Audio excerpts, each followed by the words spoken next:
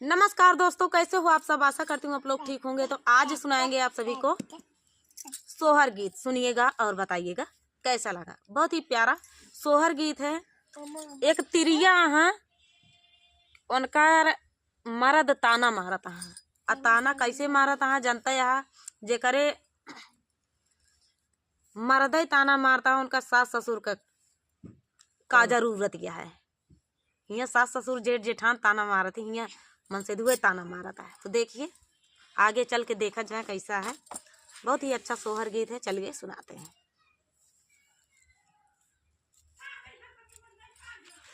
पनवा के जैसे धाना पातर कुसुम रंगा सुंदर, कुसुम रंगा सुंदर हो। सखिया झपटी के चढ़ालिया टरिया सोवाई, सुखा निंदिया सोवाई, सुखा निंदिया हो। सखिया झपटी के चढ़ालिया टरिया सोवाई, सुखा निंदिया सोवाई, सुखा निंदिया होई गाये भोरा भीनु सरावा चिरैया लागी बोलाई, चिरैया लागी बोलाई हो।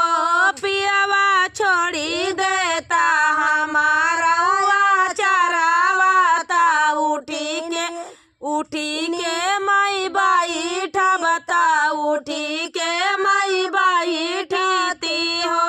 पियावा छोड़ी देता हमारा चरावा, ता उठी के मई बाई ठबता, उठी के मई बाई ठब हो। किया तोहरे सासू गोराई नाना दावोली बोलाई, नाना दिया बोलाई हो। धाना किया तोहरे गोदी माला लानावा, ओही कालाई के बैठ, ओही कालाई के बैठ। अब देखा ताना मार देहन तुरंत। इतनी सुंदर रही ही। अब सुंदर मेहरारू चाही रहा है, अब खराब रहा, लेकिन गोदी में लड़कियां ना रहा है तो करे लिए सब जग सुना है, जग सुन ओका सब ताना मारा थी। अब देखिए आगे आगे जेकरे मन से दुए ताना मरवैया पैदा हुई जाए रहा है, उनका सास ससुर का जरूरत क्या है। चलिए सुनाते हैं। किया तोहरी सासू बोलाई, ननद गोहराई, ननद गोहराई हो। धाना किया तोरे गोदी माला लानावा, ता काउलाई के बैठा भी उता, काउलाई के बैठा भी हो। नाही मोरी सासू बोलावाई, ननद ना गोरावाई, ननद ना गोरावाई हो। पिया नाही मोरे गोदी माला लानावा, जियरा लाई के बैठा, जियरा लाई के बैठा हो। ये तनी बचन सुनाई पियावा, बिरहा बोलिया बोलाई, बिरहा बोलिया बोलाई हो। रनिया नहीं डाक्यू हमारी डेवाड़िया, नहीं हरे चाली जायू, नहीं हरे चाली जायू हो। रनिया नहीं डाक्यू हमारी डेवाड़िया, ना हमारी से जरिया, ना हमारी से जरिया, नहीं हरे चाली जायू, नहीं हरे चाली जायू। एक बाना गाइली, दूसरा बाना तीसरे नैहरा बाना, तीसरे नैहरा बाना हो। बहिनी पहुँची सी कड़िया खाटा का का गोराई माया का गोराई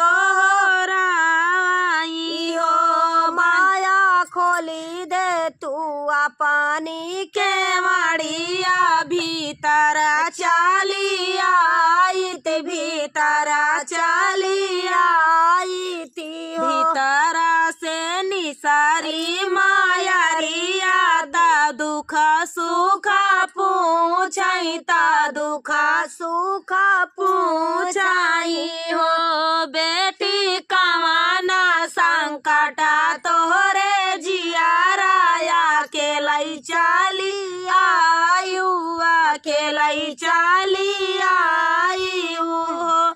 बिटिया कौन संकट है जोन अकेले चली आऊ दामाद नहीं आए। सही है, बिटिया के साथे क्यों न क्यों जरूर ही आवा था। हाँ नहीं तो बिटिया के अगर लड़का बच्चा रहा थी तो लड़का बच्चा लई बिटिया आवा थी, अकेले बिटिया कबू नहीं होती बिना संकट का।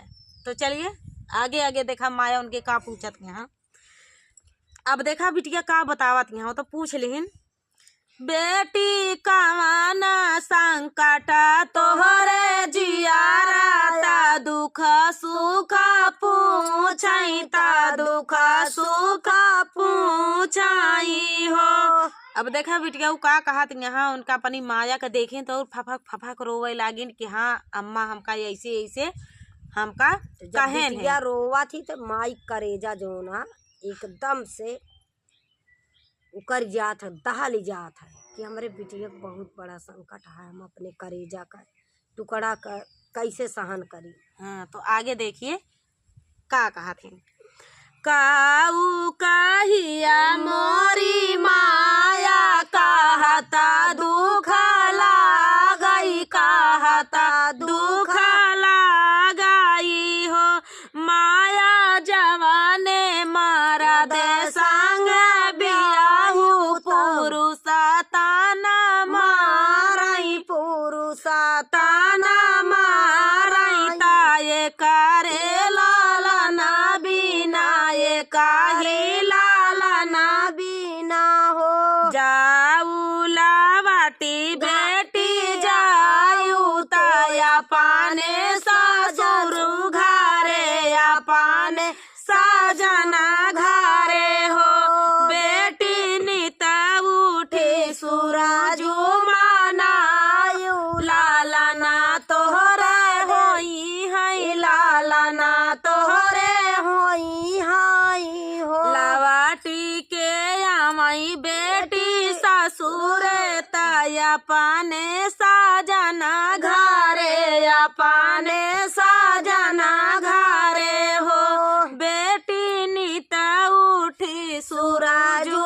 माना लालना भाला जना लालना भाला जना मानी हो राजा लालना भाला जना माई लालना भाला जना माई हो बहिनी अंगने माँ बाजई बधाइया दुआरे सहनाइया दुआरे सहनाइया राजा जसोवा थिया टरिया ता धाना जगावाई ता रानिया जगावाई हो पिया भला तू ही मारा मेहनावा लालना भाला जना मई लालना भाला जना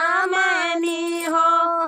देख ला उनके ताना मारे से नहीं नैहरे गए से माई सरब गुनयागर रही कि जोन अपने बिटिया घर उजाड़े से बचाई दी अब बेटी का गोद भर गया अकिल दही दिमाग दही भगवान का कबो महतारी यही आजकल का बहुत पुरुष ऐसा है बहुत मर्द ऐसा है कि सोचा थी कि बिटिया का महतारी बिटिया के समझावा थी और घर तोड़े महतारी का हाथ रहा था जो उनकी ये तरह कब्बो माई बाप सोचते ना अगर यह करे के हो तो का करे बिटिया के ब्याह करते अगर बिटिया घरे तोड़े ज्यादा से ज्यादा महतारी यह समझाओ थी बिटिया वह तोहार घर दुआरा ऐसा ऐसा आज तक हम यह सुने ही बिटिया बिटिया का यह समझावा थी कि बिटिया जन्म तोहार हिया भवा लेकिन तोहार आरती हुआ उठे, सब घर दुआर सब तोहार उहया।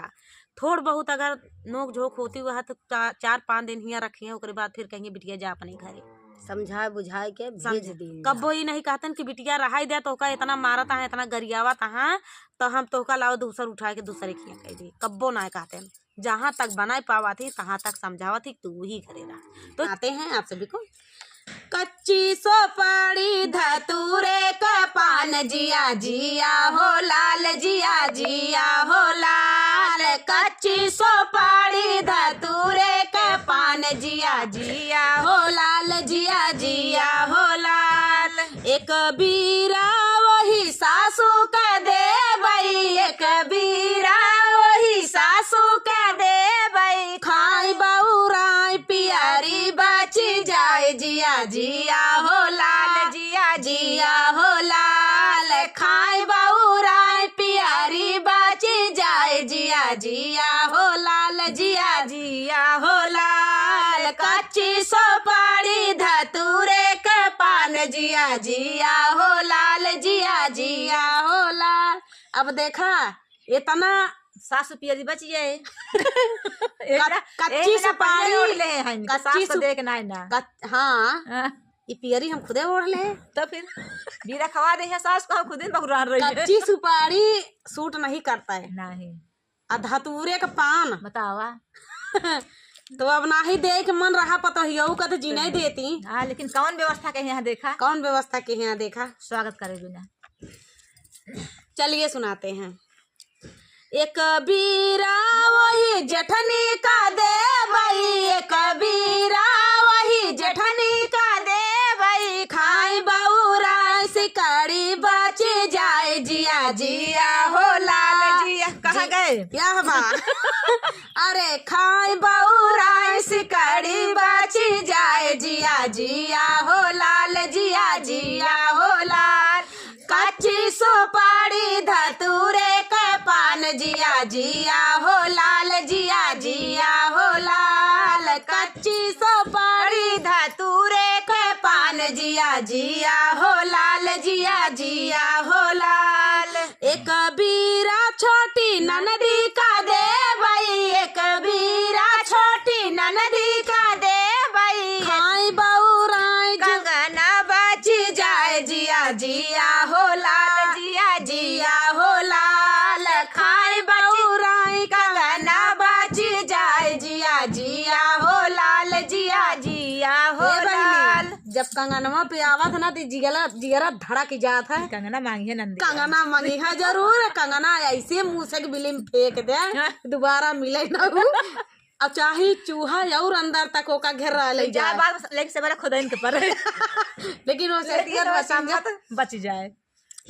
कंगना देख परत है। जब कंगना हमारे नैहरे के यार कहते नहीं ई कंगना मोरे नैहर से आवा, ई कंगना मोरे नैहर से आवा, नाही दे बाई हम कंगना ललना के भाई, अरे नाही दे भाई हम कंगना ललना के भाई पे, हे ननदी कंगना ना दे बई ललना के भाई पे, हे ननदी कंगना ना दे बई ललना के भाई पे।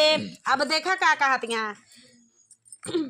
एक बीरा वही ननदी का दे बई, एक बीरा वही ननदी का दे बई, खाई बउराई कंगना बची जाए जिया जिया हो लाल, खाई बउराई कंगना बची जाए जिया जिया हो लाल जिया जिया हो लाल। कच्ची सुपारी धतूरे के पान जिया जिया हो लाल जिया जिया हो लाल। अब देखा छोटी अभी बची यहाँ देखा उनका क्या कहा थी। ये कबीरा नहीं छोटी का दे बई, ये कबीरा नहीं छोटी का दे बई, खाई पगलाई। अब देखा उनका क्या कहा था। खाई पगलाई झुमका बाची जाए जिया जिया हो लाल जिया जिया हो लाल, खाई बउराई झुमका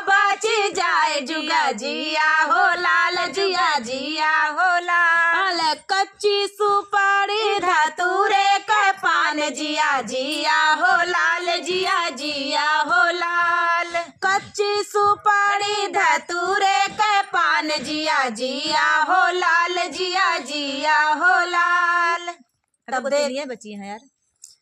अब देखा गोतनियन का कहा दिया। अब इनके उनका काहे छोड़ के गोतनिया बया है सबके हूँ काजनी का मांगत नहीं गोतनिया। अब पान सुपारी तो गोतनियन किया। हाँ लेकिन भैया वो सुपारी पान नवे खाई है हमका लागत है।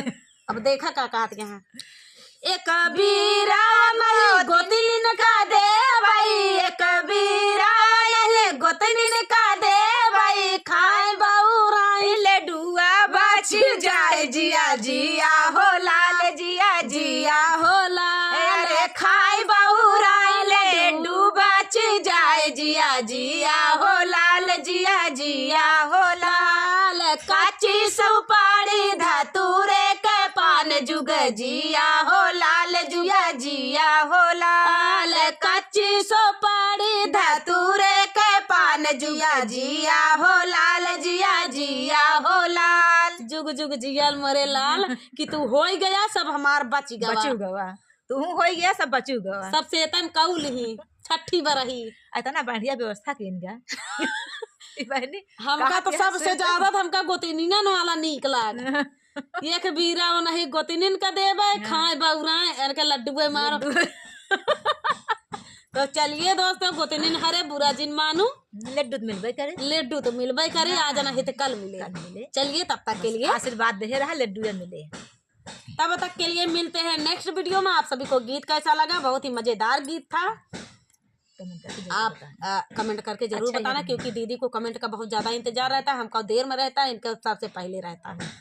कहे से कि देखती रहती है कमेंट चेक करती रहती है कौन कौन सखी हमको कमेंट की है कौन चाचा दादा ताऊ फूफा बुआ हरे के या कमेंट करे है जल्दी से का देखी और के कहाँ से कमेंट करे हम लोग इंतजार रहा था दोस्तों। तो खुशी मिलत है खुशी मिलत थोड़ी कि आप सबका अच्छा लागत है कैसे लागत है कहाँ से मैंने देखा था जौन कमी हो वो बतावत जाए कि हाँ अहमद दीदी ये चीज के कमी रही है हम सब सुधारे के कोशिश करवे। सखी वाला जिन्स जो पड़ोसिन वाला रहा है वह सुधारे जिन कहे बस वो का जरूर कह ठीक है।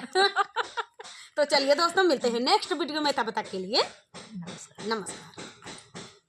अब चलता ही दोस्तों बर्थडे मनावे आप लोग आ जाइए केक खा लीजिए और कमेंट में जरूर बताना और बने रहिए वीडियो में। रेखा विजय ब्लॉग पे आप लोग तो देख ही रहे हैं। विजय कुमार फेसबुक का नाम है विजय कुमार नाम से आईडी है आप लोग जाके देखिएगा केक उसी पे मिलेगा। तो चलिए तब तक के लिए नमस्कार।